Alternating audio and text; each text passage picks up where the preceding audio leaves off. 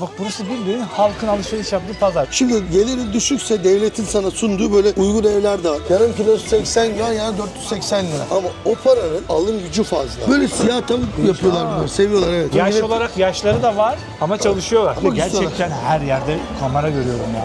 Yani arkadaşlar bu iğrenç geliyor falan demeyin sakın. Biz de Türkiye'de göz yiyoruz. Ben buraya bu kılığımla gidemem. Öyle bir şey yok. Her kıyafetinle her yere gidebilirsin. Bu benim çok sevdiğim bir Uygur restoranı. Nasılsınız? Kurallardan, o katılıktan bahsediyoruz ya. Gel bir de sen onun içinde gör. Benim sen nasılsın? Keyifler nasıl? İyi. Ya burada biz 2 ay evden çıkmadık ya. How are you? İyi. Bye bye. Bye bye.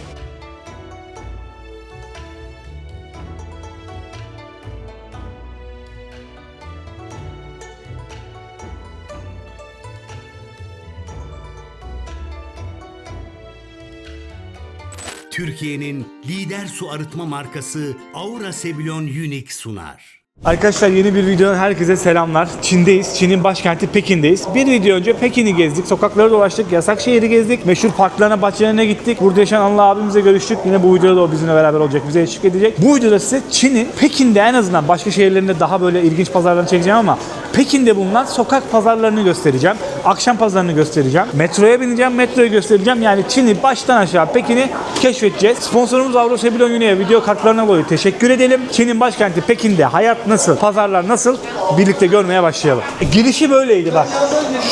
Tamam bak şöyle bir şeydi. Arkadaşlar bildiğiniz şöyle geçiyorsunuz ya. Şunların arasından geçiyorsunuz yani. Abi sence bu neden böyle?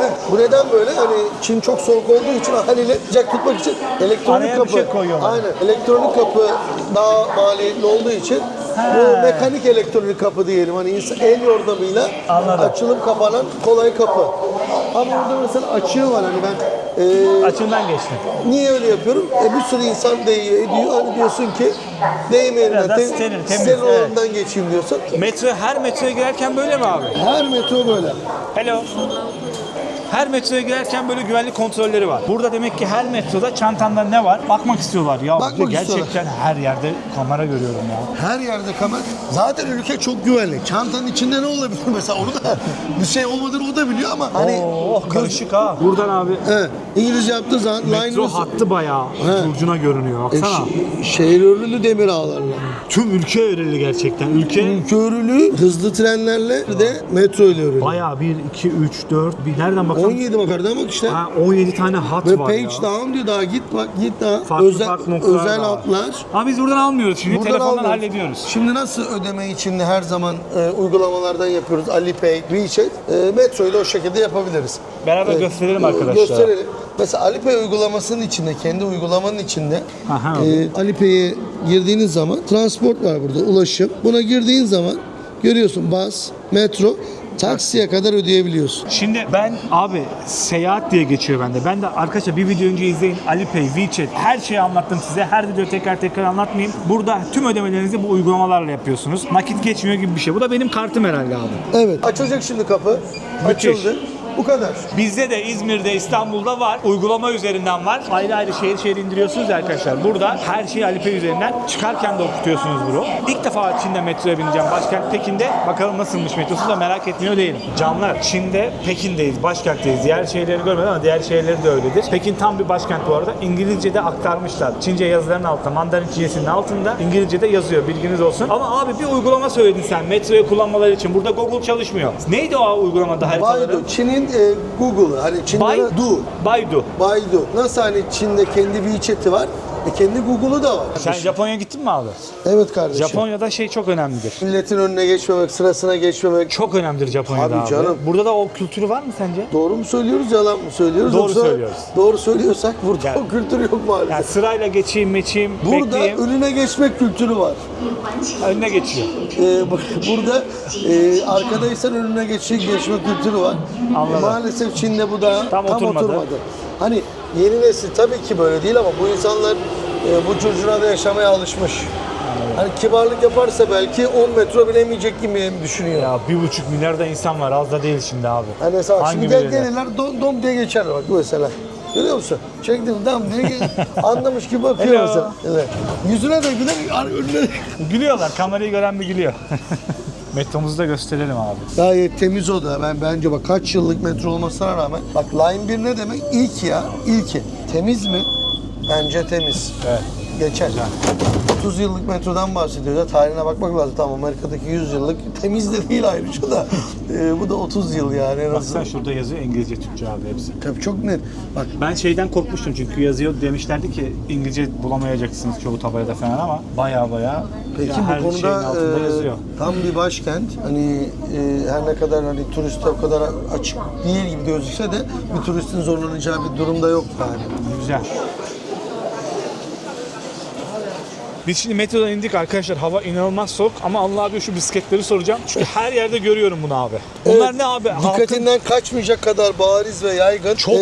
Bunlar bak mavi olanlar ayrı bir firma, sarı olanlar ayrı bir firma. Ağırlıklı 2-3 tane büyük firma var. Bu paylaşımlı bisiklet. Yani buradan alıyorsun, uygulamanla tanıtım. Bak yine WeChat'i gör burada. Ya buradan Bak, kodu okutup biniyorsun. Kodu okutup biniyorsun bak buralarda Şurada. kodları vardı. Kodu okutup biniyorsun istediğin yerde bırakıyorsun. Bunlar niye metro ağızlarında daha çok? Çünkü vatandaş metrodan çıktıktan sonra mesela diyelim Evine 1 kilometre gidecek. bir yere gidecek yani yakın bir yere. Hemen bisikleti buradan alıyor, vardığı yerde bırakıyor ve çok makul ücretle bunu yapıyor. Yani Herhalde bedava bayağı da yakın bir kullanan şey. var. Çok kullanan var. Belki bu hava soğuk olduğu için rüzgarda zaten Düştü yüksek bisikletlerde ihtimal, hava soğuk. düşüyor Ya yani. onları da bu WeChat ve Alipay uygulamalarıyla indirebiliyorsun. Tabii Alipay'in içinde de var zaten. WeChat'in Direkt. içinde de var. Hatta şöyle aylık falan alıyorsun. Neredeyse bedavaya falan Çok geliyor. daha yani. ucuza geliyor, Hani ha, güzel. mesela aylık 10 yuan gibi çok düşük bir ücretten 50 lira yapıyor 60 liraya. Bir ay boyunca bisikletin var gibi düşün. Kullanabiliyorsun. Bir Çok de bu iyi ya. bisikletin özellikleri kendi bisiklet taşımıyorsun. Çalındı çalınmadı. Birisi alacak derdin yok ya. Çok Burada iyi. bırak. Canın sıkıldı. İşin çıktı bırak. Burada şey de çok yaygın herhalde abi. Eve sipariş. Burada eve sipariş dışarıda yemekten daha uygun. O yüzden hani restoran sana o hizmeti vermediği için eve paket bir restoranda yemekten çok daha uygun olduğu için burada ev sipariş acayip yaygın. Vay. Motor bayağı görüyorum çalışan. Hani- Bak şu binaları ilk defa gördüm. Pekin'in böyle bir tık dışına doğru çıktık ya da Pekin'in farklı noktalarına geldik. Böyle iş hanları gibi binalar var. İş merkezleri bunlar yüksekten. Bak Air China Evet. diyor. Şurada Hyundai'nin binası var. Hyundai'di herhalde. Evet. Hyundai'nin binası Aynen var. Air China işte. Çin'in hani bizim Türk Hava Yolları gibi aslında hani Evet. Çin'e geldiğin bir sürü hava yolu firması var ama hani Türk Hava Yolları Air China. Arkadaşlar bak insanlar soğuk dinlemiyor. Gerçekten bisiklete biniyorlar ya. Bisiklete ve motora biniyorlar. Çin'de her şey bu kadar düzenli olmasının bir sebebi de bireysel apartman olayı yok yani tek başına bir bina yok. Hep siteler. Hani dün nasıl Hutonları gösterdik tek katlı apartmanlar. Evet, bir video önce. İşte bu da eski tip apartmanlar hani merkeze yakın muhtemelen ileride yıkılacak ama eskiden de işte böyle 3 evler vardı. katlı, 4 katlı. 3 katlı 4 katlı bizim bildiğimiz apartman tipi ama tek başına değil. En az mesela 5000 insanın yaşadığı kaç bin daireli sitelerden bahsediyoruz. Arkaya doğru geniş gidiyor Arkaya bunlar doğru kesin gidiyor. o Tabii zaman. bu böyle mesela bir bina değil. Atıyorum 3. blok, 4. Bu Çin'in geneli için mi, Pekin geneli için mi Hem abi? Çin'in geneli için Pekin tabii en yaygın olanı. Ne abi ortalama ev kiraları? Sen az çok hakimsindir, 15 sene oldu. Burada Burada 2 kira artı olarak- 1, 1 artı 1. Şimdi geliri düşükse devletin sana sunduğu böyle uygun evler de var. 2000 yuan yani yaklaşık Türk parasıyla 10-12 bine 30 metrekare bir oda, bir mutfak, tuvalet hani çok standart basit ama temiz güzel evler var. Hani ben mesela tek başıma da yaşayabilirim orada hani insanın daha fazla ne ihtiyaç. Stüdyo daire dediğimiz ama hani biraz daha çoluğun çocuğun varsa 2 kişiysen 3 kişiysen 1 artı 1'lerin de fiyatı 5000 İki artı 6000 yuan. birlerin. 2 artı 1'lerin fiyatı 5000 6000 Türk parasıyla Onu ben 30 bin. aşağı yazdım. Aşağıda görünüyor He, arkadaşlar. 30 bin 6 ile falan çarptığın zaman ya gelire göre bunlar normal. Çünkü burada bir insanın geliri Alım gücü olayı nasıl mesela? o çok önemli işte. Mesela baktığın zaman kulağa ya 8.000 yuan mesela 1000 dolardan biraz fazla 1100 dolar gibi ama o paranın alım gücü fazla. Mesela bu parayla rahatlıkla dışarıda yemek yiyorsunuz. Sinemanıza, konserinize, alışverişinize her şeyinize yetiyor bu para. Birikim daha yapıp bu insanlar o orta gelirler rahatlıkla Türkiye'ye falan seyahate de gidiyorlar. Dünyaya geziyor. Çinliler her yerde abi. Ben her yerde görüyorum Çinlileri. Bu her yerde gördüğümüz Çinliler haliyle Çin'in zenginleri değil. Normal orta sınıf dedi. Burada zaten herkes aşağı yukarı orta sınıf. Hani böyle ayrılabileceğim bir durum yok. Mesela ben çok zenginim. Benim gideceğim yer böyle bir durum yok. Standart belli. En üst belli. En alt belli. Aradaki uçurum çok az. Çok anladım. Hani mesela ben buraya bu kılığımla gidemem ya ben burada insanlar hep daha farklı öyle bir şey yok. Her kıyafetinle her yere gidebilirsin. Ya hatta sen dersin ben gitmeyeyim ayıp olur ama gidersin. Güzel açıkladın abi. Ağzına sağlık. Teşekkür ederiz. Biz de Buyursunlar gelsinler, kendileri de göreceklerdir. Şimdi arkadaşlar videoya çok kısa bir ara veriyoruz. Çin'in sokaklarında gezmeye devam edeceğiz. Bu elimde gördüğünüz telefon buradaki halkın her şeyi. Telefon olmazsa buradaki halk hiçbir şey yapamaz. Yani internete de erişim sağlayamazlarsa eğer ne ödeme yapabilirler ne de metroya binerler. Hiçbir şey yapamazlar. Yani internetsiz burada bir hiçsiniz diyebilirim size. Peki ben Çin'de internet işini nasıl hallettim? Bunu anlatayım size. Azerbaycan'dayken hatırlıyorsanız Esim.io'dan paket satın almıştım. Şu anda yeni yıla özel bir kampanya var. 5 GB dünyanın her yerinde kullanabileceğiniz internet 1.90 dolar. Benim o Azerbaycan'da aldığım global paket Çin'de de geçerli. Esim.io 190'dan fazla ülkede bağlanabileceğimiz bir teknoloji arkadaşlar. Siz de oldu ki şu anda açıklamada bulunan link üzerinden Esim.io'yu indirdiniz. Global paketi 1.90 dolara satın aldınız. Esim'i aktif ettiğiniz anda başlayacak. Yani bunun bir süre sınırı yok. Siz eğer bunu bugün aktif ederseniz Esim'i bugün de başlayabilir. İster 2026'nın bahar ayında aktif edin, 2026'nın bahar ayında başlayacak. Şu anda yeni yıl özel Esim.io'da çok müthiş de bir kampanya var. Ne kadar bakiye yüklerseniz yükleyin, yüklediğinizin %50'si anında hediye. 50 dolar yüklediniz diyelim, bakiyeniz otomatikman 75 dolar olacak. Açıklamada bulunan link üzerinden Esim.io'yu telefonunuza indirin. Dünyanın her yerinde internete anında bağlanmanın tadını çıkarın. Hiç faturam yüksek gelir mi? Acaba sim kartı nereden alabilirim gibi şeylerle uğraşmayın. Devam. Gelmek istediğim ilk pazara geldim arkadaşlar. Şurası. Adı da San Yuanlı Market diye yazıyor. Bak bunun girişi de böyle. Aynı şekilde. Abi bak buranın girişi de böyle. Ben bir arkadaşları karşılarken şunu söylemek istedim. İlk girdiğinde bir koku alıyor olman lazım. Ne bu abi? Evet. Bu işte bu artık market kokusu, Çin kokusu. Asya'ya özgü bir şey gibi. Asya'ya özgü. Bunu videoda alamayacakları için sen deneyimledin, ben deneyimledim. Asya'da alıyorum. Bak burası bildiğin halkın alışveriş yaptığı pazar. Ben araştırdığımda öyle çıktı. Aynen Pekin'de. öyle. Sıcak da burası abi. Normalde bu olağanüstü bir hava şartı var şu an. Yani bunların burada ayakta da. kalma şansı yoktu. Evet. Girişte de gördüm mesela teknolojiyle birleşik pazar ama orada mesela telefon eşyaları falan da satılıyor. Yani ama sebze, genelde sebze meyve. her şeyi alabilecekleri bir nokta burası herhalde. Gördüğün gibi de gayet ambalajlı, temiz, Abi güzel. duruyor ya. Bana çok hormonlu. Sahte gibi değil mi? Sahte gibi duruyor. Bakar Yani mısın şu büyüklüğe Böyle falan? çilek mi olur? Öyle. Baksana. Tadları nasıl sence? Hani hormonlu duruyor kocaman, yani hepsi yani. Çin gibi, kayısı gibi. Hepsi hormonlu duruyor gerçekten ya. Tea. Thank you. Çin'in çayı da meşhur herhalde. Tabii Çin'in yeşil çayı. Hani siyah çayı bunlar o kadar sevmiyorlar. Yeşil çay çok tüketiyorlar. Yeşil çay bak işte meyve sebze harici böyle kuru yemiş ya da kraker gibi şeyler de var tatlı. Çin tatlısıyla çok meşhur bir yer değil ama kendilerine göre tatlıları da var. Bak meynirini bile alabilirsin. Burada Yabancılar bak, geliyor diyor. Şeye doğru bak. Normal. Kasap var. Bak, kasap mesela beklemezdim burada. Ne kadar abi kilosu? Şu yukarıda yazıyor mu? Şimdi yazıyor mesela 80 yuan. Yarım kilo o 500 gram hani 500 Yarım yazıyor. kilo. Etin kilosu 80 yuan mı? Evet yani buradaki fiyatı biraz bana yüksek geldi. O zannedersem domuz eti değil. O kuzu eti. Kuzu eti Kuzu eti. Yarım kilosu 80 yuan yani 480 lira. bir kasap da Çin'de görmedik demeyiz Bak arkadaşlar. şu domuz etinin bakalım. Burada, Daha mı ucuz domuz Yok etleri? burada zaten şey yok. Domuz yok. Danayla kuzu. çok domuz iyi. eti çok daha ucuz. Çok iyi. Hello. Bakalım bulabilirsek.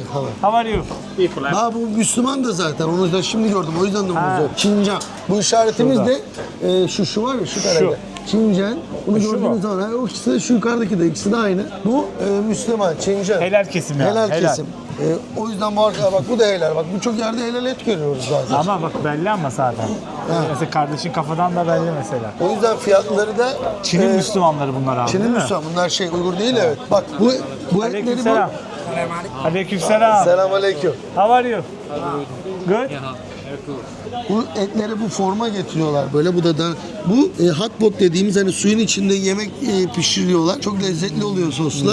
Şey açık göster diye. Çinliler yiyor bunları ha. Evet. Orada helal bak. Aynı logo Bu da orada helal. var.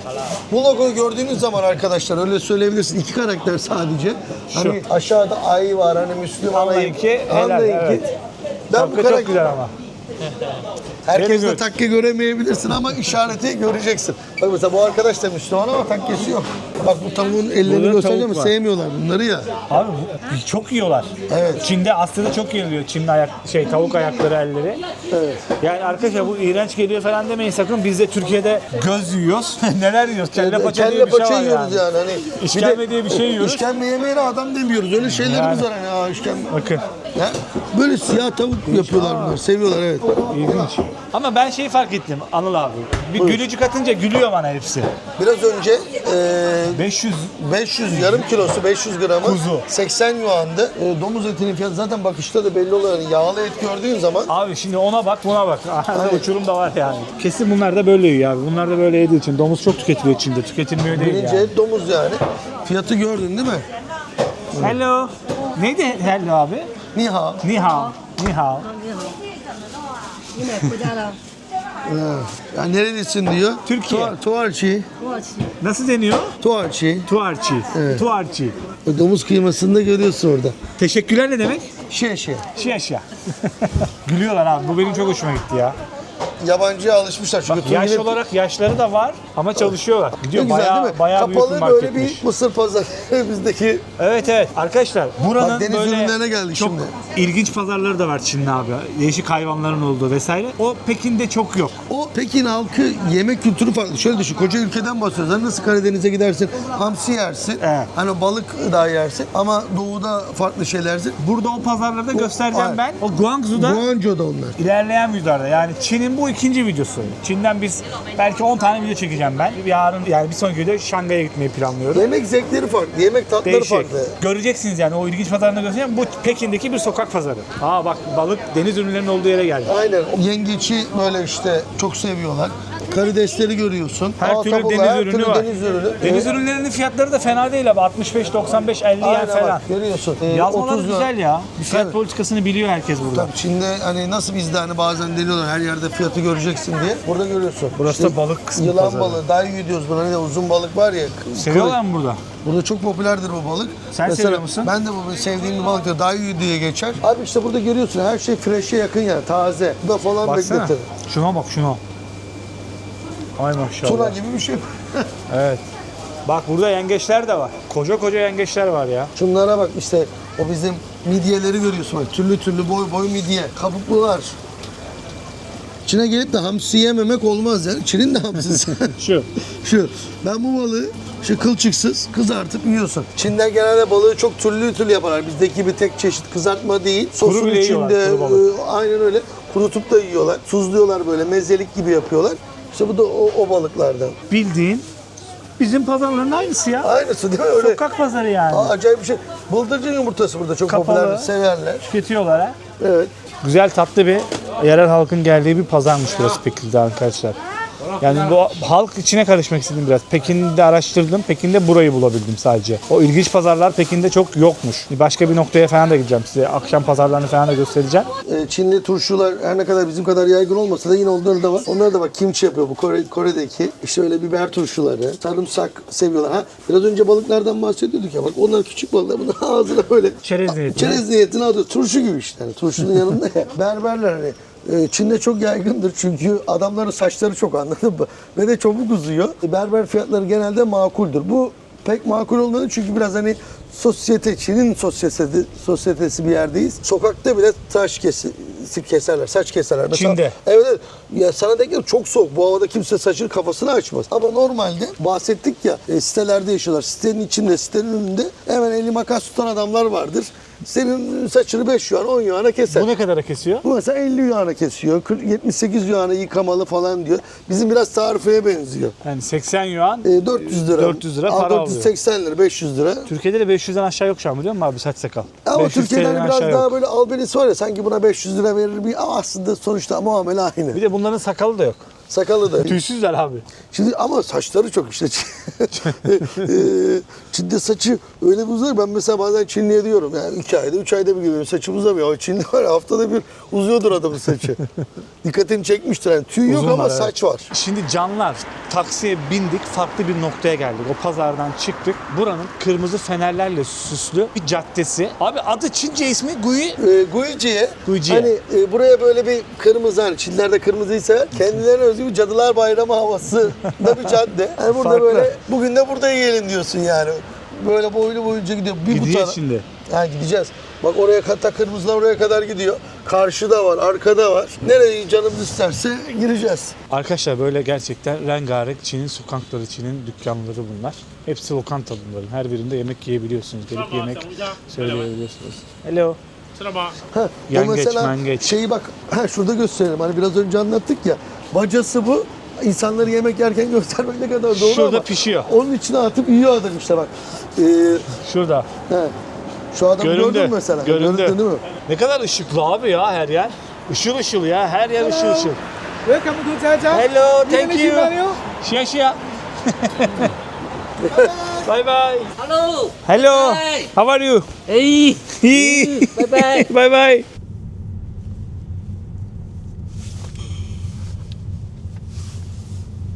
Şimdi arkadaşlar gene bir yemek pazarı gibi bir noktaya geldik. Ritan diye bir yer burası. Bu bölge aslında şöyle söyleyelim, Anıl abiyle konuştuk biz. Çin halkının çok görmeyeceğimiz noktalardan. Biraz daha herhalde farklı Aynen. insanların, farklı Çin'e bölgeden. yakın, komşu memleketlerden işte Türkmenlerin, Azerilerin, iki tane Azeri restoranı göreceğiz zaten. Uygur Türklerinin restoranları. Azerbaycan'da Azeri kelimesini sevmezler biliyor musun abi? Öyle mi? Ha. Doğru ben de. Azeri kelimesi hiç hoşlarına gitmiyor. Ne diyelim? Azerbaycan Türklerinin yaşadığı, evet, Türkler, Azerbaycanlıların yaşadığı. derler. Burada var değil mi? Burada bir de Burada iki tane restoranları var, bir de burada çok yoğunlar, hatta 3 tane. Şimdi şurada mesela Desert Rose, bu Turkish Restaurant diyorlar, sağ olsunlar hani. Türk restoranı. Çinliler mi? Yok bunlar Azerbaycanlılar ama Azerbaycan Türk'ü. Vay vay vay. Ben buraya Geldiler Türk restoranı açtılar. Bak görüyor musunuz, Azerbaycan'dan gelmiş krallar Türk restoranı açmışlar. Türk restoranı diye. Niye abi? Çinliler çünkü Türk yemeklerini seviyorlar. Seviyorlar, Özellikle değil mi? bak işte göreceksin bizim pizza, pide, bunlar güzel de yapıyorlar. Bu benim çok sevdiğim bir Uygur restoranı. bir şeyler deneyelim burada abi. Burada deneyeceğiz ama caddeyi gezeceksek. Burada mesela buraya özellikle götürmemiz sebebi hala kömürde yapıyor. Artık bunlar hep elektrikli oldu Çin'de. Deneyelim ya. Ha, burada muhakkak deneyeceğiz zaten. Bir şeyler deneyelim. Selamünaleyküm. Şişte yapıyor da, şişte yapıyor. Selamünaleyküm Şişte abi. Aleykümselam. Bak hala kömürde. Nasılsınız? İyiyim, sen nasılsın abi? Keyifler nasıl? İyi. Kebap mı yapıyorsun? Evet. Ciğer var mı? Ciğer kebabı. Ciğer var. Ciğer var, bak gel abi şurada. Cağ Gel, kebabına bak ciğeri. benziyor. Ben abi şeyde ciğeri çok seviyorum. Uygur kardeşlerimizde ciğeri çok güzel. Sen mi yapıyorsun abi etleri? Evet. Ne güzel koktu ya. Baharatı da atıyorsun. Ne o? Kimyon mu? Evet. Türk dizileri falan çok popüler ya. Kurtlar Vadisi değil mi? Evet. Kurtlar tabii Orada mı öğrendin yoksa? Ben çok film izliyorum. Türk filmlerini. Maşallah abi sana. Biz de deneyelim abilerimiz. Deneyeceğiz. Burası zaten benim favori. Şebnem 1 numara. Şu gördüğün lezzetli fiyatı da söyleyelim. Bak bu kadar lezzetli kebap 8 yuan ya. Bir şiş mi? Bir şiş 8 yuan değil mi? Evet. 7 mi 8 mi? 8. Bak görüyor musun maşallah onlar gibi. Zam yok bak Çok yıllardır iyi. da. Çok Kaç? iyi. 50 lira. 50 lira abi. 50 bile değil, 48 lira falan. 48 lira. Ekmekleri de böyle güzel. Şimdi deneyelim abi, gel. Hatta gel deneyelim, öyle gezelim. Deneyelim Ya da- öyle mi gezelim? Tamam okey. Tamam. Sen nasıl? Abi biz içerideyiz. Olur. Çok memnun oldum seni tanıdığıma. Ben de memnun oldum. Çok sağ ol. Abi şu kapıların gerçekten hepsi böyle ya. Oh be, gerçekten sıcak bir yere Neresi girdin ya. sıcak? Restoran kültürlerine uygun bir şekilde tasarlanmış arkadaşlar, bakın. Anlarsınız zaten. Pilav çok güzel. Özbek pilavı mı acaba o? Özbek pilavı. Aynen. Abi ölürüm Özbek pilavına Aynen. ya. Çok O severim. yüzden seni dedim Seren elimde bir Dünyadaki şey en var. sevdiğim pilavlardan biridir abi Özbek pilavı. Aynen, Biz öyle. yiyelim burada, yemek yiyelim, gel. Aynen. Kardeşlerin restoranı. Adı ne buranın abi? Gelenler gelsin ya. Şebnem Güzel. mi restoran adı? Şebnem. Şebnem restoran. Bütün eşinin adıdır. Bilmem Yüksek ne adıdır. ihtimal. Aynen. Aynen. O kadar detayını bilmiyorum ama ben burayı severim. Sık gelirim. Güzel. Yeşil çay mı? Yok. Kızıl çay. He. Ha, kara çay karışık, kızıl kara karışık. Ben sana vereyim bak. Yedin mi? Ay kardeşler. Bunlar abi bak, Uygurlarda bu şey vardır. Biz Türkiye'de gittiğimde Konya'da bir restorana gidiyorum. Her yemek öncesi bize yeşil çay verir ki mideyi rahatlatıyor abi. Pazarda gördüğümüz Türkler, Müslümanlar daha doğrusu, onlar Çin Müslümanları. Huiler arkadaşlar. Bir video önce şu bereyi almıştım ya. Abi iyi ki bu rengi almışım, hoşuma gitti ya. Ben de alıştım artık sana. Yani bu renk hoşuma gitti ya, bilmiyorum. Pekin gerçekten soğuk arkadaşlar. Bir sonraki video artık Çin'in bu teknoloji dünyasıyla tanışmaya doğru gideceğiz. Şangay'da olacağım. Tren ağlarını, trenlerini falan göstereceğim. Bir sonraki video böyle tam Çin'e karışacağız. Pekin başkentti ama bir sonraki video Çin'i göreceğiz. İlerleyen videolarda daha da farklı Çin'i göreceğiz. Daha farklı yerleşkelerini göreceğiz. Ha, yağda pişiyor. Fasulye bu meşhur mu, iyi mi? Olacak şey. Adın ne abi? Ablamın. Abdul? Ablamın. Ablimit. Memnun oldum abi. Şabnam. X'le. Yazdım aşağıya. Habnam. Arkadaşlar videoda beğeni, yorum, kanala abone değilseniz abone olursanız çok sevinirim. Bunlar çok önemli şeyler. Mutlu olurum. Yani arkadaşlar Etli börek. samsa benim en sevdiğim şeylerden bir tanesi. Özbekistan'da abi. Bu Özbekistan'da bunun da menbaı vardır abi. Kazanda, tandırda, mandırda pişirirler. Yakın kültürler biliyorsun.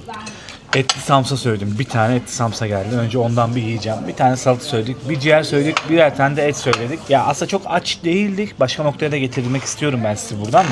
Ama buraya kadar gelmişken bir şeyler denemek, bir kazanç kapısı. En azından biraz bir para bırakmak istedik yani. Ama etin de kralını yiyeceksin şimdi. Kebaplar gelince. O çok ayrı. Ben onu kahvaltıda Bu da yiyorum. şöyle etli bak. Bunun patatessiz falan da oluyor arkadaşlar. Ben çok seviyorum abi. Samsa benim, yani bırak beni Özbekistan'da var ya, sabah kalkıp 5-6 tane her sabah. Bayılıyorsun Sabah değil mi? akşam yiyebilirim ben. Özbek pilavı bu. Özbek pilavı bu. Özbek pilavı Fasulyen bu. de geldi. Çok sevdim. Ah çok sağ ol. Teşekkürler. Bu da herhalde bunu Uygurlar yapıyor abi. Uygur restoranların arkadaşım bunu önerdiyse bilmiyorum. Melisa yaz bakayım bunu. Sen niye önerdin bunu? Ya ben en başından Ama beri- Melisa bunu pişmemiş de demiş olabilir. Aynen. O En normalde başından demiş beri de bana olabilir. Yeşil fasulye desene, şimdi bizde fasulye Ha, bir çeşit. şöyle bak. Diyorum fasulye bu adam hayal kırıklığına uğrayacak. Eğer deseydin ki yeşil fasulye, Çok işte ama Ayşe çok kadın. büyük porsiyon. Yok, kızartma gibi düşün bunu. Çerez gibi atalım mı abi? Aynen ya? öyle atacaksın. Hani yemek gibi değil. Afiyet olsun. Abi sağ ol. Ellerinden et yiyeceğim. Sağ ol. Sağ ol. Arkadaşlar şöyle şişimiz. Bir ciğer bir et. 8 yuan. 8 50 yuan. 48-50 TL bir şişin fiyatı arkadaşlar. Benim arkadaşım belki de bunu demedi. Diğer şeyi Bence bunu söylemiş demedi olabilir. çünkü bu o kadar wow'luk bir şey değil. Diğerini demiş olabilir belki, bilmiyorum. Fasulye çok burada. Şimdi zaten bean ülkesi yani. Hani bean diye geçiyor. Red bean, green bean, black bean. Hani ucu bucağı yok yani. Sen hani sonra bu Her yer fasulye. bir de bizde fasulye şeydir ya, kuru fasulye olarak bizde Ayşe kadını da Bunu fasulye. tavada yağda kızartmış ya. Bu bir şey değil Yağda yani. tavada kızartmış bunu. Evet, bundan çok avu olmadım. Avu. Arkadaşlar restorandan çıktık. Aa, şu arkam. Bak şurası. Şebnem. Şebnem. Fiyatı da 900 TL. Türk lirası söylemeyecek. 145 yuan. 900 TL tuttu. Bilginiz olsun. Yani fiyatlar bence yeme içme olarak Çin'de fiyatlar çok pahalı değil. Çünkü et yiyorsunuz. Anladın mı? Et yediğinizde çok pahalı gelmiyor o fiyatlar size. Mesela farklı noodle'lar yediğinizde falan da fiyatlar çok yüksek gelmeyebiliyor. O konuda çok pahalı gelmeyecektir Çin size. Belki tren biletleri bir tık yüksek gelebilir. Bu da Onu da bak- bir sonraki video deneyeceğiz. Bu da başka bak, bu da bayağı popüler, görüyor musun? Çinlerin falan da geldiği Şincan Uygur Restoran diye yazıyor. Şurada evet Uygur restoran yazıyor. Bu da güzel, böyle pidaları falan var burada dışarıda görüyorsun. Ama benim orayla aram daha iyi de oradaki kebap olayı güzel. Lezzetli, ciğeri çok lezzetliydi, güzeldi. İnanılmaz kolay ödüyorsunuz ya. Size geliyor, fişi masanıza bırakıyor. Alipay ya da WeChat üzerinden, bunu ilk videoda anlatmıştım. Oradan ödüyorsunuz. Sonra hoparlörden ses çıkıyor ödediğinize dair. O anlıyor. Sonra kalkıp gidiyorsunuz yani. Taksiye biniyorsunuz. Taksiden inerken direkt iniyorsunuz ödemeden. Çünkü adam iniyorsunuz siz. Adam takside indi, taksiden diyor, işaretliyor. Siz uygulamadan onu ödemeden de inebiliyorsunuz ama indikten sonra ödemezseniz yeni taksi çağıramazsınız. Ödüyorsunuz. Bir şekilde ödetiyorlar size onu yani. Bir kere Güzel.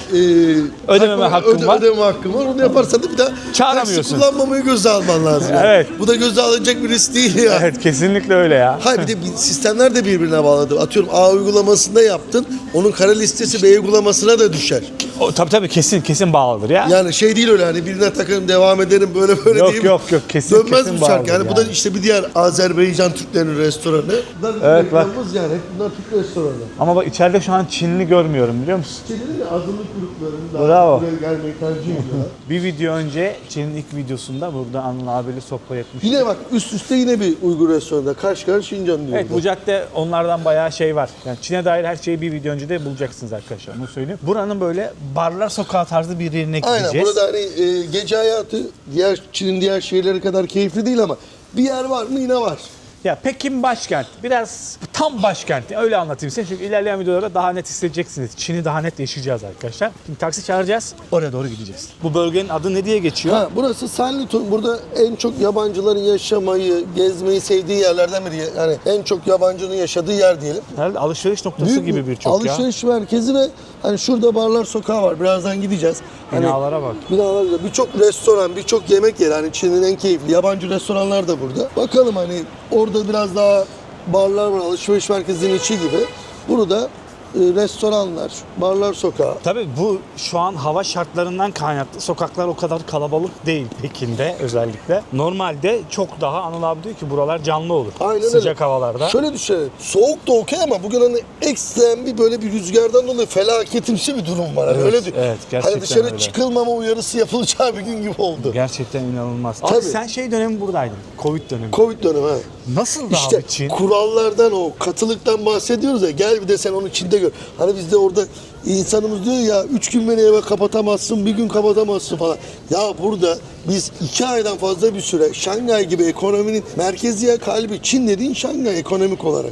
Hani New York'u, Manhattan'ı 2 ay evden çıkmadık ya. Böyle bir dönemden geçtik. 2 günde bir test olmadan metroya binemiyorsun. O yüzden burada gerçekten kontrol edildi. Hani ona da inanıyorsun. Çünkü temas şansını sıfıra indirdiler resmen. Birebir de bunu yaşadın. Çok Ha, zor bizim- geçmiştir burada o süreç ya. Peki bu süreçte hani kimse sana yardımcı oldu mu? O da yok aslında. Kiralar biraz daha makuldü. Mesela atıyorum fırsatçılık yoktu.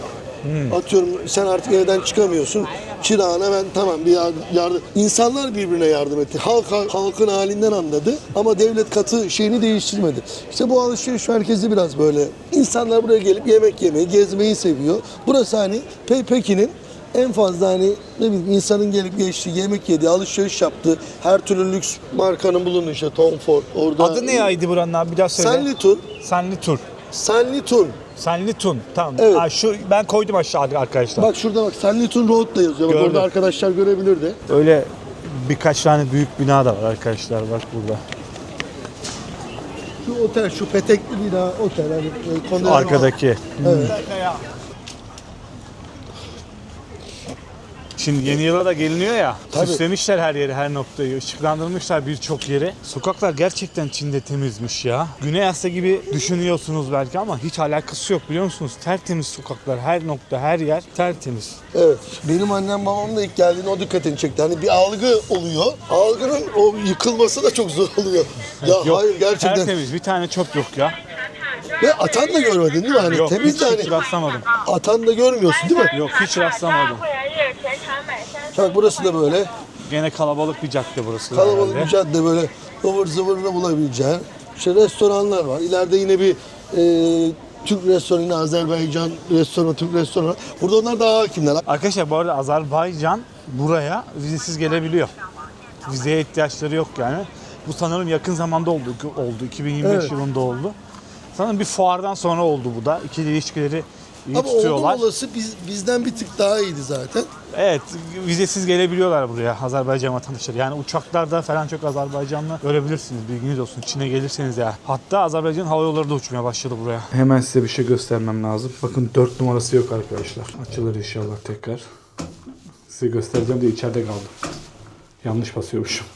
4 numarası Çin'de uğursuzluk anlamına geliyor. 1, 2, 3, 5, 6 diye gidiyor. Açıldı, hemen ne kapanıyorsun. Otelime geldim. Şimdi bugünü bitiriyoruz arkadaşlar. Hatta Pekin gezisini şimdilik bitiriyoruz. Pekin'de normalde Cennet Tapınağı var. Belki biliyorsunuzdur. İlginç bir tapınak. Oraya da gidebilirdim. Ama gitmedim. Çok böyle vaktim olmadı. Biraz da halkın arasına karışmak istedim. Çin'i tam Çin olarak görmek istedim ama tapınak gezmek istemedim. Yasakşehir'de de mesela bir video önce Yasakşehir'i gezdik ya. Ya sarayın içine girmek isterdim ben. Sarayın içine bile giremedim. O benim biraz canımı sıktı. Üzüldüm yani. O yüzden biraz daha pazar, Pekinlik videosuna böyle biraz daha bilgiler, yemekler, sokaklar. Bunda da böyle bir şeyler dolaştık, gezdik. Çin Seddi'ne gideceğim ama Çin'den ayrılırken yüksek ihtimal Pekin'den ayrılacağım ben yine arkadaşlar. Pekin'e dönüp o zaman son videoda Çin Seddi olabilir. Tahminim o yönde oluyor. Otele geldim. Videoyu da bitiriyorum. Otelimi görmek istiyorsanız bir video önceyi izleyin. Orada her şeyi gösterdim, aktardım. Ama size yine de kıyamıyorum ve şu anda da otelimi yine ufak bir göstereyim. Şöyle bir yatakta yatıyorum. Şöyle bir odada kalıyorum. Televizyonum var, açılıyor direkt, Çin televizyonu çalışıyor. Şöyle bir banyom, tuvaletim var. Şöyle bir odadayım. Şimdi hazırlanacağım. Çünkü yarın trenim var arkadaşlar. Artık Çin gibi yaşayacağımız şehirlere. Daha doğrusu şöyle. Burası tam bir Çin, tam bir başkent dediğim gibi. Ama Şangay'a gideceğim ben. Yani 1300 kilometrelik yolu 4,5 saatte gideceğim. O nasıl bir deneyim olacak? İnanın bir sonraki videoda göstereceğim size. Ben de çok merak ediyorum Çin'in o trenini, tren istasyonunu, hepsini aktarmaya çalışacağım. Kendinize iyi bakın. Allah'a emanet olun. Bir sonraki videoda görüşmek üzere. Videoyu beğenmeyi unutmayın. Hoşçakalın. Türkiye'nin lider su arıtma markası Aura Sebilon Unique sundu.